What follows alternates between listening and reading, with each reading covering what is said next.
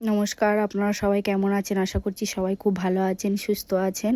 এখানে দেখো আমি দুটো তেলাপিয়া মাছ এখানে কেটে ভালো করে ধুয়ে নিয়েছি। নিয়ে দেখো টিস্যু দিয়ে মুছে নিলাম। তারপরে এখানে ছুরি দিয়ে আমি চিড়ে দিলাম যাতে মশলাটা ভালোভাবে আসে ওর মধ্যে। এখানে প্রথমে দিয়ে দিলাম 2 চামচ আদা রসুন বাটা, তারপরে দিয়ে দিলাম লবণ, তারপরে দিয়ে দিলাম এখানে হলুদের গুঁড়ো, লঙ্কার গুঁড়ো, আর দিয়ে দিলাম হচ্ছে মশলা 1 চামচ, আর এখানে দিয়ে দিলাম 2 চামচ হচ্ছে তেল। দিয়ে আমি ভালো করে এটা মিক্স করে নেব। নিয়ে আমি ওই মাছ দুটোর মধ্যে ভালো করে লাগিয়ে দেব।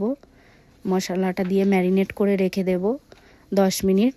তারপরে দেখো এখানে আমি দিয়ে দিলাম তেল। তেলটা গরম হয়ে গেলে এবার মাছগুলো দিয়ে আমি ভালো করে ফ্রাই করে নেব, এপিট ওপিট করে ভালো করে ফ্রাই করে নেব।